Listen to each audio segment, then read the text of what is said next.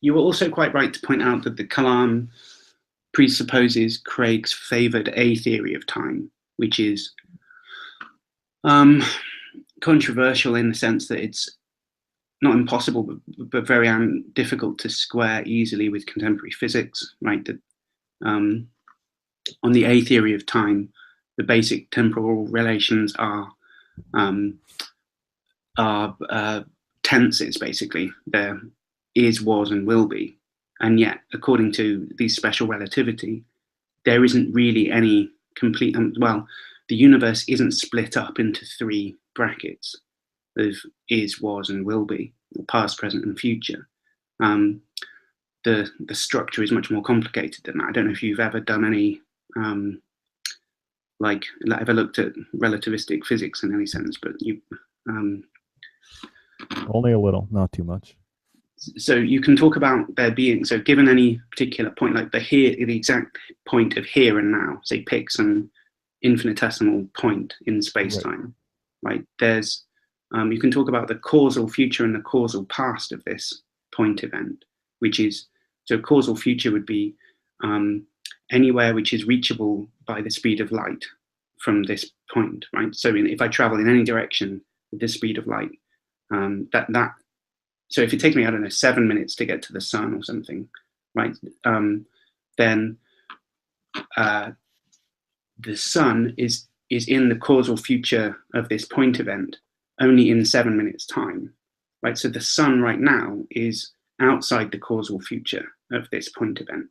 It's in the kind of, I'm not describing this very well, but if you think about a graph, right, with your x and y axis. So we just imagine there's one space axis and one time axis going up and down, right? Yeah. Okay. Then you have a kind of a cone that goes towards the future, where the diagonal lines are the speed of light, and a cone that closes in on the here and now point, which is everything that could have arrived here by the speed of light. And everything that's on either side of that, the kind of wings that are on either side, are kind of causally indeterminate from as of this point event, right? And what it means is that those areas that are on either side of this point event, whether something is simultaneous with or slightly in the future or slightly in the past of this event, is there's no absolute answer to that, right? So let's say there's an eruption that's going on, so right now on the surface of the sun. Really, what special relativity tells you is that whether or not that eruption on the sun is exactly simultaneous with this point event depends merely on the choice of a bunch of frames of reference, which don't really exist in any sense. They're just like conventional choices. Unless it's in this future light cone or past light cone of the event, there's no absolute matter of fact about that, right? There's just lots of different ways of describing those same events. What that means is that simultaneity, the idea of two things happening at the same time, kind of breaks down, or at least it's restricted, drastically restricted by these light cone things. But what that means is that if you want to be an A theorist and say that there's some absolute matter of fact about what the present is, right? What isness, presentness, as opposed to past and futureness, then it, unless you're willing to accept a whole lot of auxiliary hypotheses to keep that and keep the physics, you've got a straightforward clash.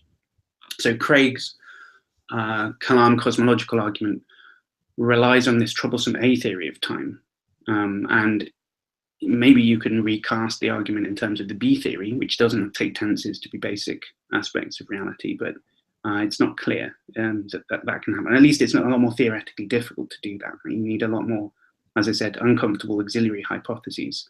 So it seems to me that when Craig presents this argument to university students or wherever, a lot of them will not be familiar with the A theory and B theory distinction. And most people just assume, well, yeah, okay, A theory sounds intuitively correct because that's how we experience life.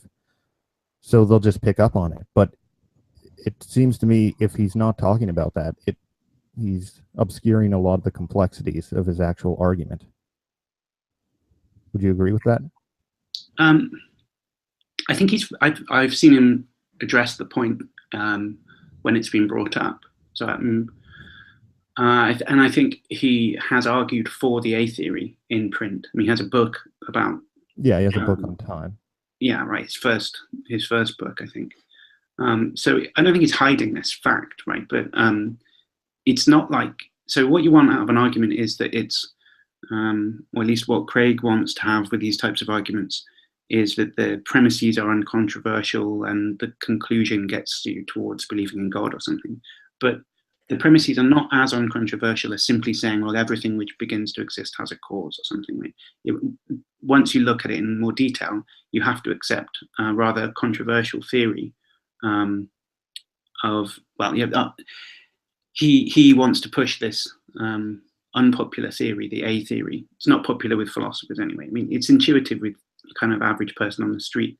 I mean, the A theory and the B theory terminology comes from this paper in, I think, 1908 by John McTaggart, which is a good paper, although it's got this incomprehensible paradox in there. But his idea is that, like, there's basically two ways of thinking about time, right? One, which is that, like, we say things are past, present, and future, right? You know, the beginning of this conversation is past, right? We've started this middle bit of the conversation is present, and presumably at some point in the future it will finish. Right? So we think about this, and it feels like we're kind of being carried down a stream or something, and that as we watch the scenery moving past us, we feel this idea of motion or something. Things which were future become present and then become past. Right? But on the other hand, we also think of, and that's the A theory basically.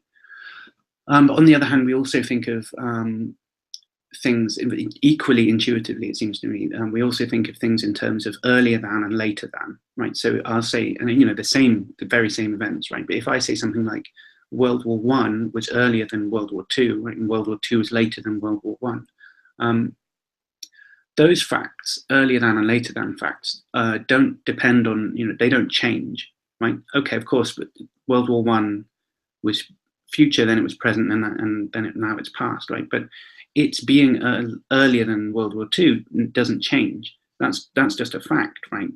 It doesn't depend on where I am in relation to World War I or II, right?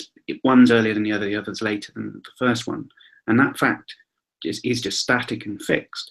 So there's this kind of dynamic element of time where it seems like it moves, and then there's this fixed spatial element of time where it seems like it's just a dimension that has things, you know, one after another, and both of those are there in our conception of time. And then the 20th century philosophy of time has been going through kind of seeing what to make out of this distinction. Like, is one better than the other? Can they be resolved? Should we drop one? Whatever. Considerations from physics kind of made philosophers, well, not just the considerations from physics, but definitely considerations from physics helped pushing philosophers into thinking that the B theory must be the right one, something along the lines of the B theory anyway, right? It's kind of well conceded that the A theory is much more difficult to square with things like relativity. So yeah, that's where we've got to. I mean, yes, I guess for people, if they don't know that background, might be led into thinking that the Kalam is a lot more straightforward than it really is.